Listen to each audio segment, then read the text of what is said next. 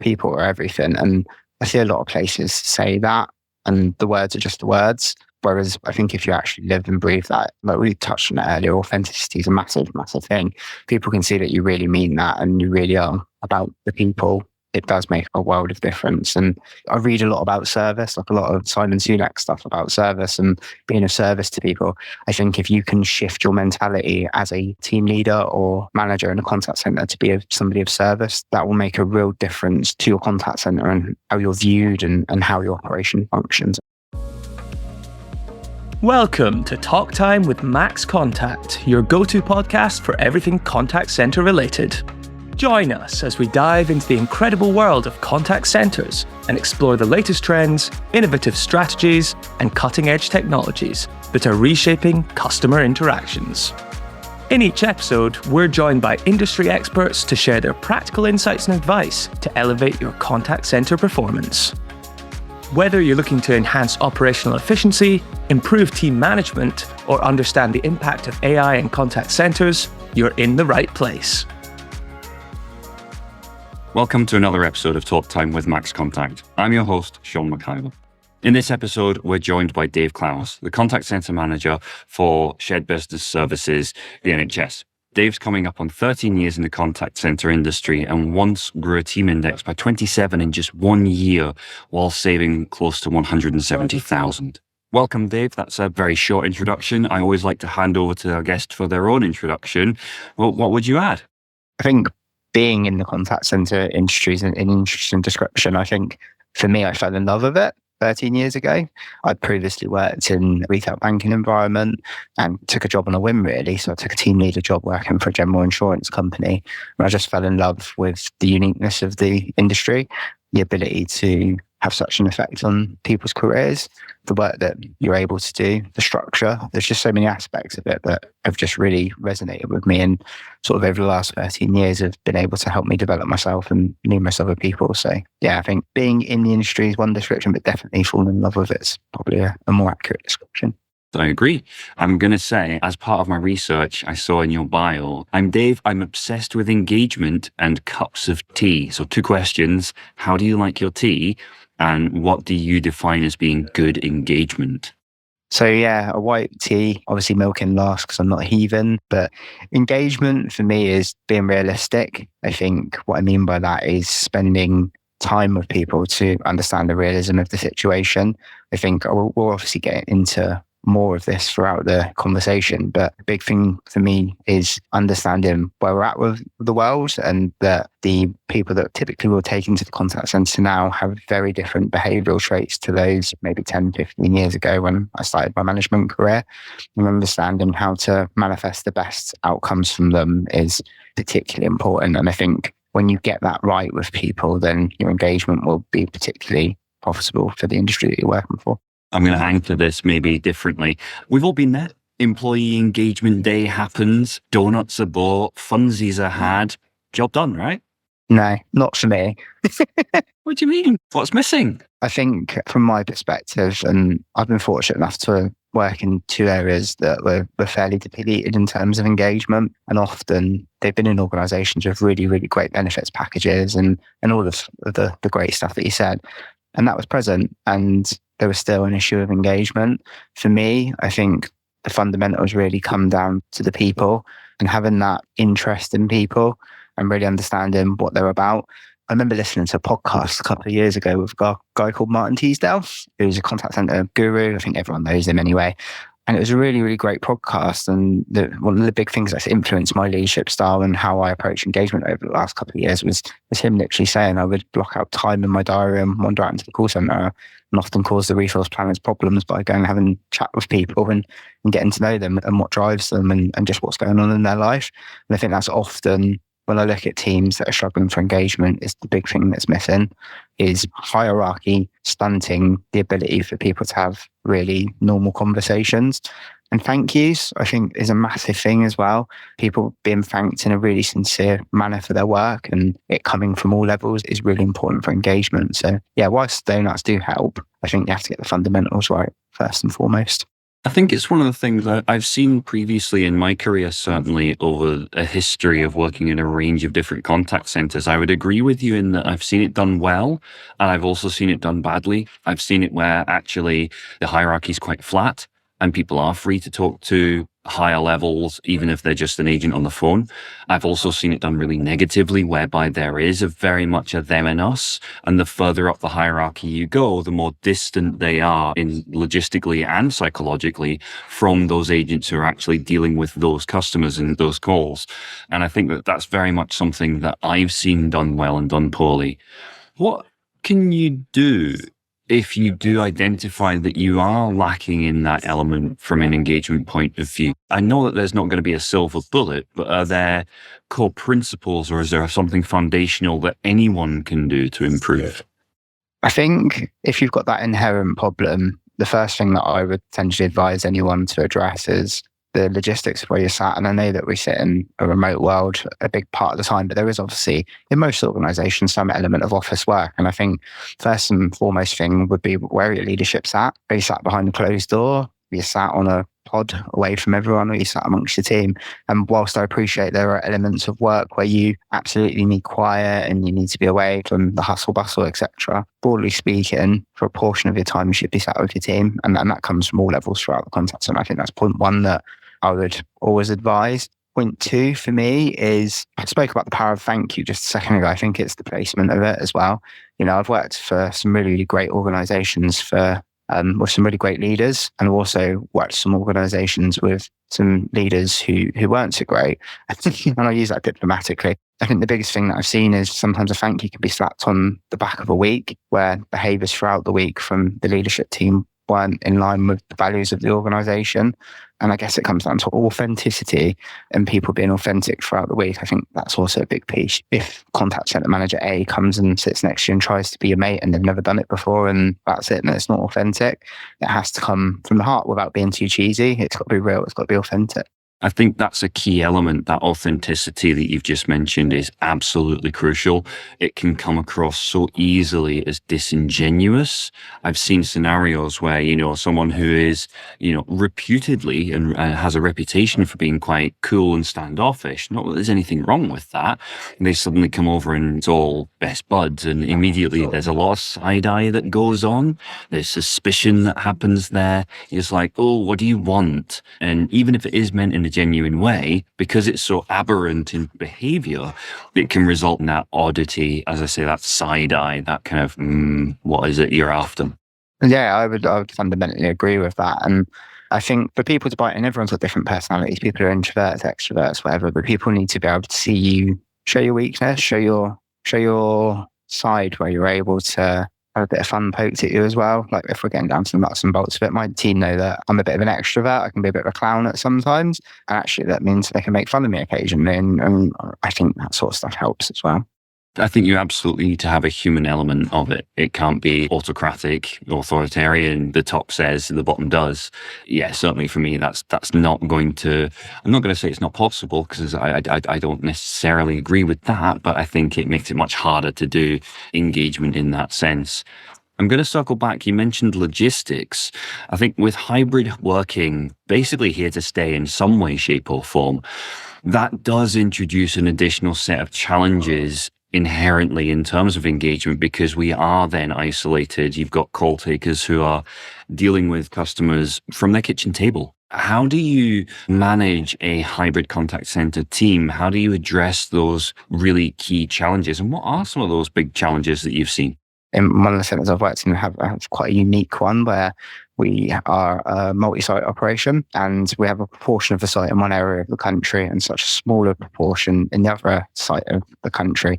And that's probably one of the biggest challenges, is actually the bigger proportion spend time together regularly, whereas the smaller proportion don't get to see that. And for me, that has been a really, really difficult challenge, and we're still working through that.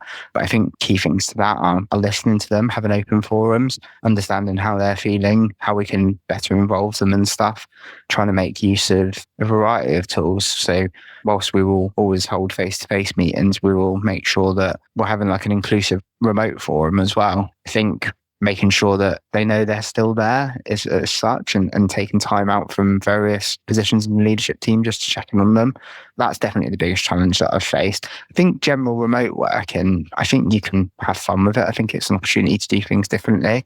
We've done stuff like where we have like 20 minutes of fun within the contact center at the moment, where we schedule 20 minutes in, there's no business talk, and the team leaders are tasked with every month, go and find something fun to do with the team. And it's brought some really, really amazing things that have come out. We've done scavenger hunts, we've done really planned stuff to start off with, like the 2 truths and 2 lies. And there's been loads and loads of examples where team leaders and the team have thought differently about what they can do for their 20 minutes of fun. And it's made a real impact, and it's helped the first problem that I alluded to with the separation in the country. So I actually think that I remember 2020 when this world really started, and I just thought, actually, this is going to be fun. Like there's stuff that we can do.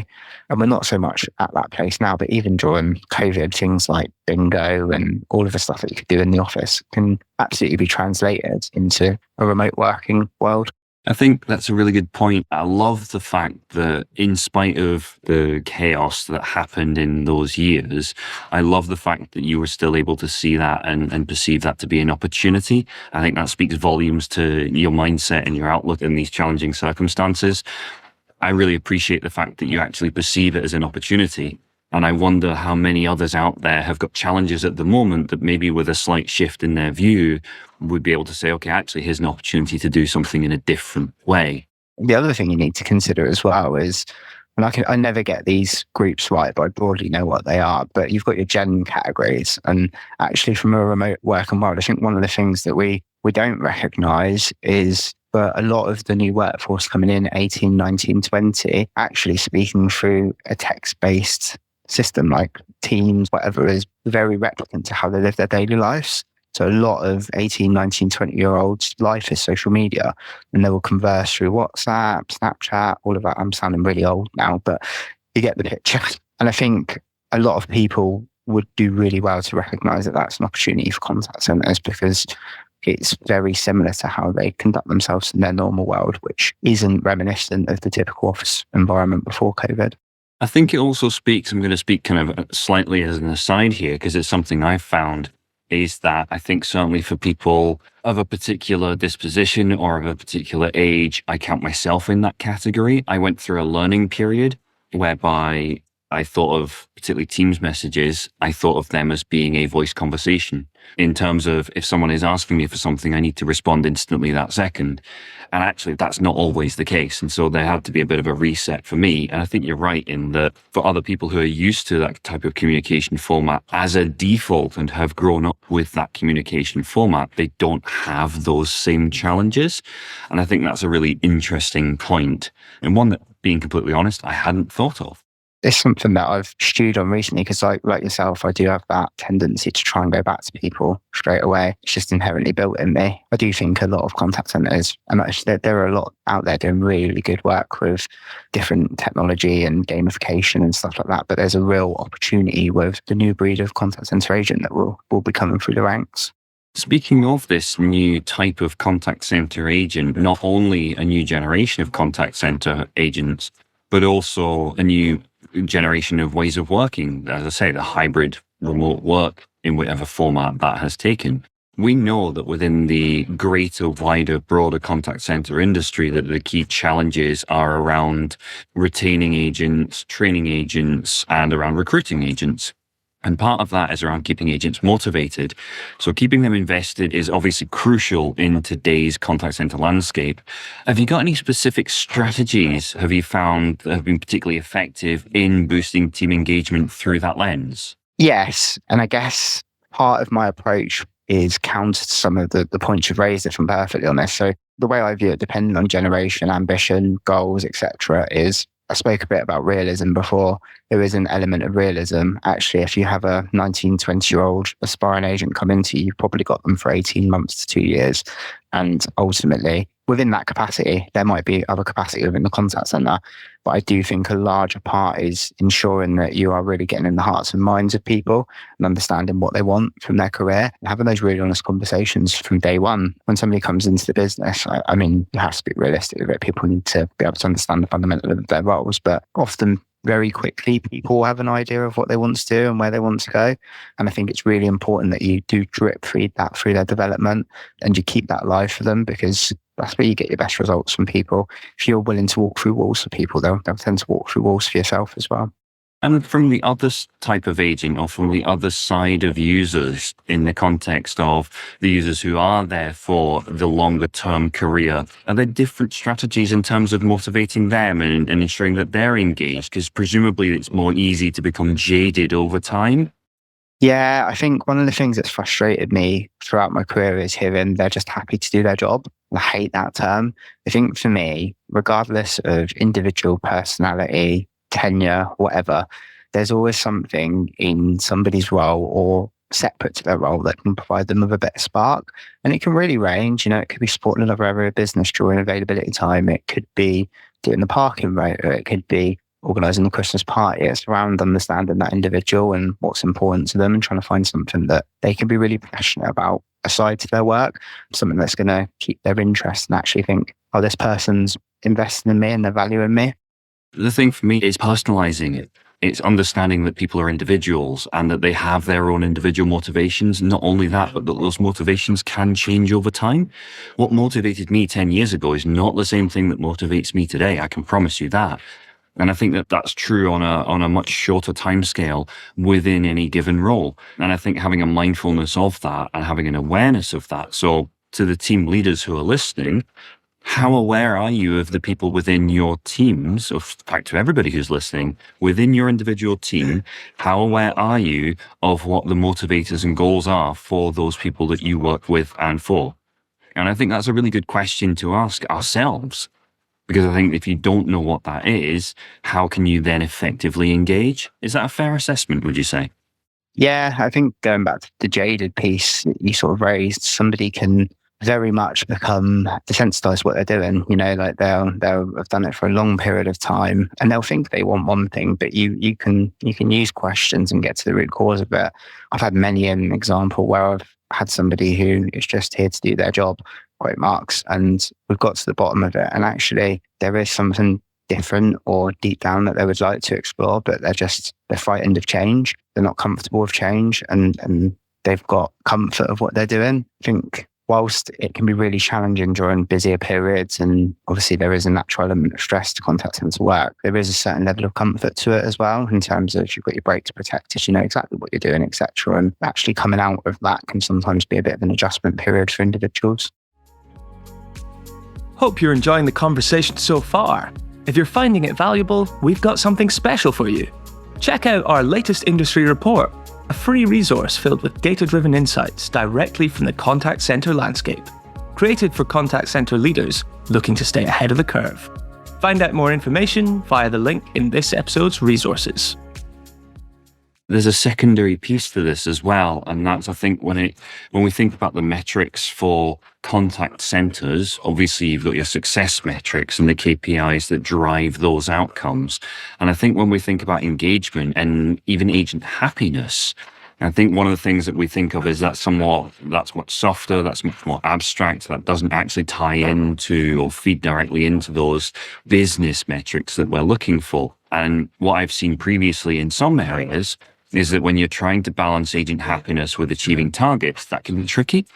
How do you approach performance management in your contact center to ensure that not only you're getting individual and team success, but you're not disengaging your team in the process? There's always a place for challenging underperformance and it needs to be done. However, I am the firm believer as nobody comes to work to do a bad job. It's kind of a saying that one of my old area managers, when I worked for NatWest Bank years and years ago, coined with me, and it stuck with me. Nobody does come in to do a bad job. And actually, if there is something not quite right there, there's an underlying reason for it. So yes, we'll use PIPs, we'll use etc. But I think always stage one is trying to get underneath the reason for any underperformance. And it could be a whole range of reasons. It could be that the role just isn't right for them. And actually that honest conversation needs to happen. And actually as a leader, my job then would be to, look, we've had this honest conversation. You've been really honest with me. And I really want to help you find something that is going to fill your passion, or try and find you somewhere where you're going to feel more comfortable in terms of employment. But also from a standpoint, there could be ulterior motives, like mental health is obviously a big problem within contact centres, and actually trying to understand that and how you can avoid trigger points for people and actually how you can manage them in a different way to get a more pleasing experience for them, but also better performance. There's a whole host of stuff that you can do with performance management that can alleviate a lot of the formal routes. I think the other thing that I'm really passionate about is most businesses that I've been in, when you go in and you start talking about performance management processes, it's stigmatized through the way it's been managed. And often this is a stick and I'm going to hit you with that stick because you're not performing. Whereas I think performance management process really does need to be framed properly, and it needs to be a side-by-side project of actually, I can see that you're not performing in this area. And what I'd really like to do is have a really structured plan around how we can deal with this over a period of time. And what we're going to do is we're going to have regular touch points.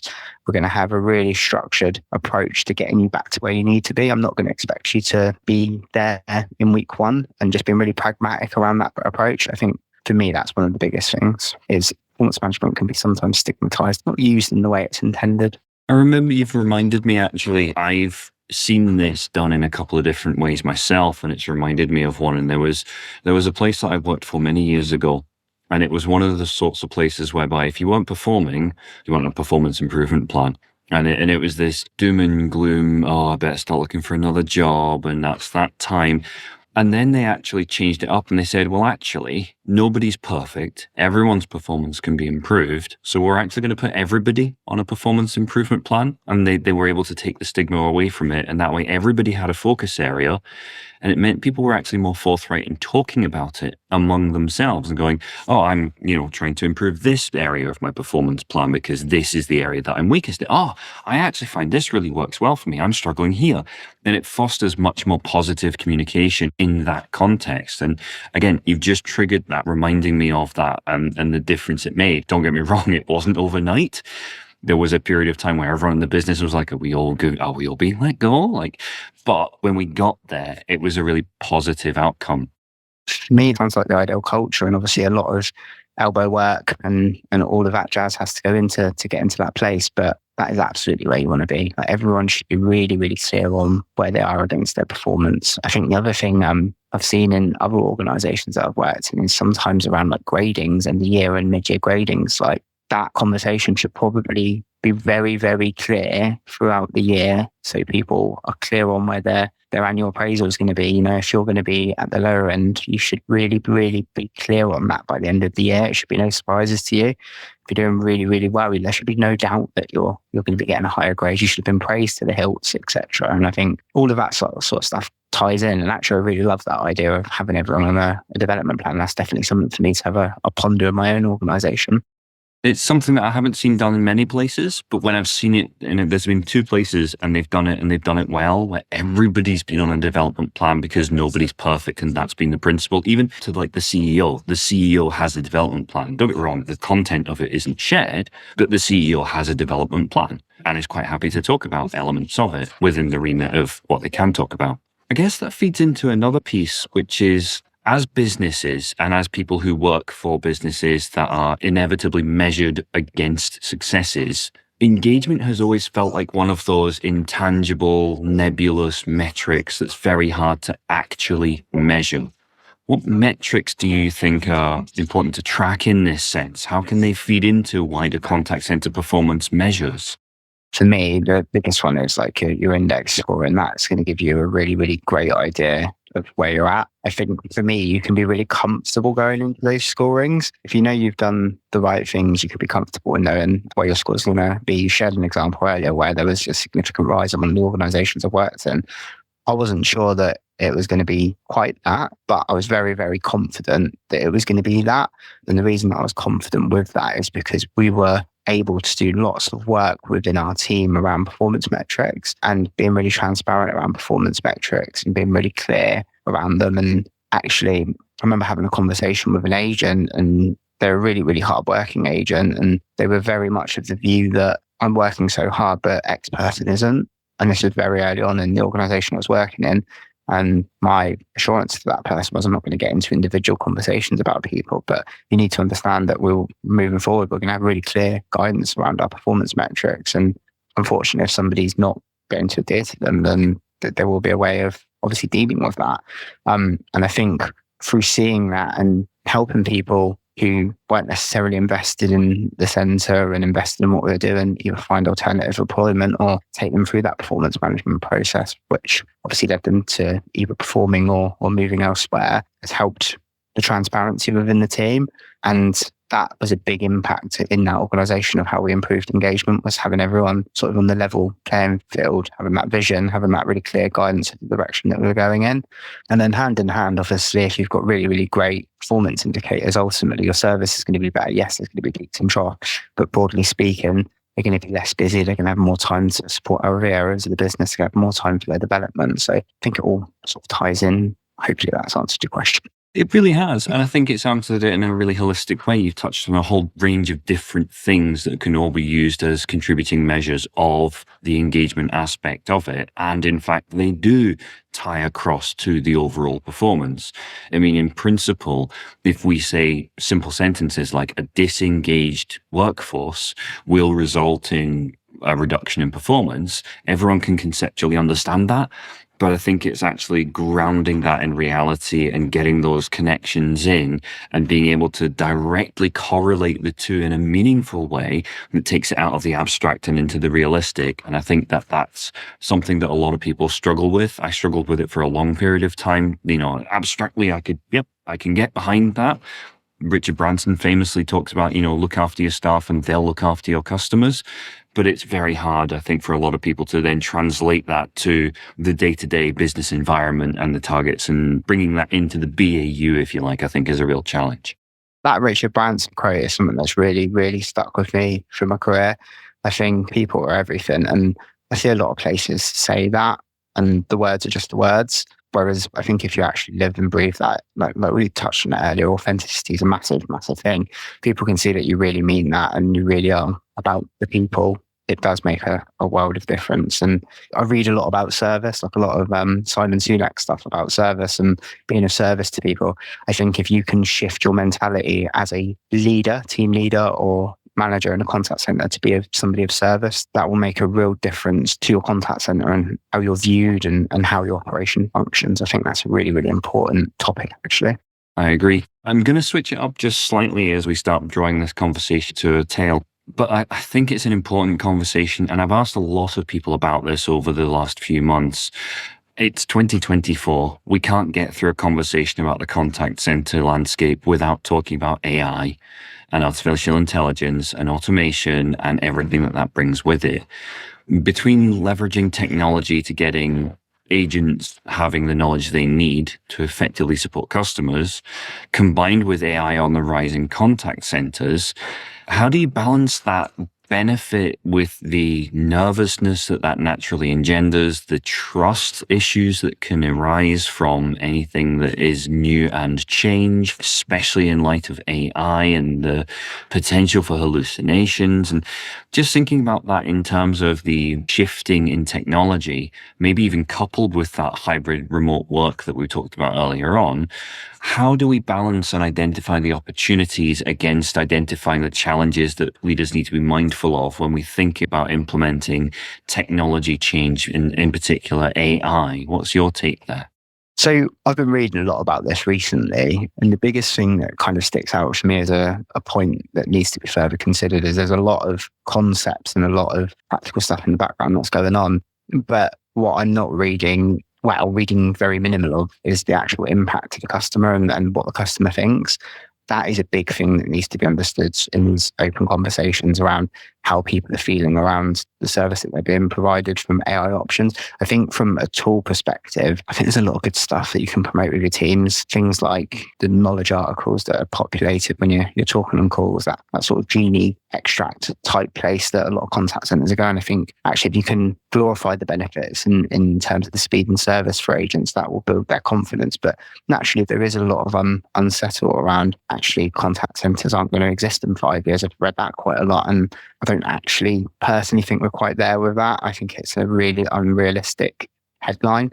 I think there's still a whole batch of stuff that needs to be done around how the customers feel about it, because I do think that there will be a point where customers will indicate that actually they'd rather be talking to a human being. The interesting thing for me, particularly in that context, is that if you're at a point as a customer, and again, I'm sure you've been here as well, as a customer, when you're going through any kind of customer journey and it has those AI elements or the self-serve elements, when you get to the point where you need to speak to a person, not only do I need to speak to a person, I need to speak to someone who's an expert at what they're doing. Because I'm sorry, I've tried turning it off and on again. I've actually done factory resets on the device. I'm thinking about it for like fixing my internet as an example, which I did recently. I've tried turning it off and on again. I've tried resetting it to factory settings. I've tried doing this. I've Googled all of the alert lights. I've done the self-serve piece. And when I finally get through to someone, the last thing I want to hear is, yeah, can you try turning it off and on again? I've done that. Well, I need you to do that again for me so I can tick my box because I'm following my process. Like, I am clawing my eyes out and screaming down the phone at that point. I think the key thing there is that the demand on the contact centers as self-serve comes up will be that the expectation when you do get hold of somebody is that that human element is an expert level. And I think that just feeds into this idea that it is a skill. To be a contact center agent in today's society is a skilled thing to be able to do. It's not just, mindlessly pressing buttons. And I think that that's one of the elements that I think is going to come forward. And just to piggyback on that, and I'm talking a lot here, I get passionate here, sorry, but the other piece of that is that because we're taking a lot of the self-serve interactions away, again, another silly example, I call it to make a payment. I don't want to talk to a human to do that. I just want to be able to do that. Take all of those short, simple, straightforward interactions out of the equation, and all of a sudden things like your average handle time goes up, your hold time goes up because they need to interrogate the data more. And so actually your KPIs may start to shift to accommodate for these increases in complexity. I realize that was just more a comment rather than a question, but what say you? Yeah, I would agree. There's a lot of uncharted stuff that we're not aware of, and we need to see it in practice. Like, a lot of the stuff that I've seen modeled has been in really specific environments around specific natures. I've got a really fortunate position. I've worked in contact centers ranging from cruise companies through to finance and insurance, and I can tell you wholeheartedly, the calls are very different. The information is very, very different, and I see a lot of challenge with that. Very much so. One final question for you. What's one piece of advice you'd give to leaders who want to build a thriving team culture where engagement is high and keeps pace with that ever-changing work environment, whether that's through automation, whether that's through self-serve, whether that's through remote hybrid working, and navigating that change? I think it comes down to saying that I've been told by a previous director that had, catch them doing it right, always catch them doing it right. You shouldn't be catching people doing stuff wrong. You should be catching people doing stuff right. And that feeds into everything. What a great phrase. I love that. Catch people doing things right. That's fantastic. I absolutely love that. So, Dave Clowes, that brings us to the end of our conversation. Thank you ever so much for spending time talking to me today. And I do hope to speak to you again in the future. No problem at all. It's been great. Thank you. Thank you for tuning in to Talk Time with MaxContact. We hope today's discussion has sparked new ideas to help you advance in your contact center. To learn more about any of the topics discussed in this episode, visit www.maxcontact.com. If you enjoyed this episode, don't forget to leave us a rating on your favorite streaming platform to help other like-minded individuals join the conversation. Also, stay tuned for our upcoming listener questions segment. We'd love for you to participate and share your thoughts. And remember to hit the subscribe button and turn on notifications to never miss a future episode. On behalf of everyone at MaxContact, thanks for listening.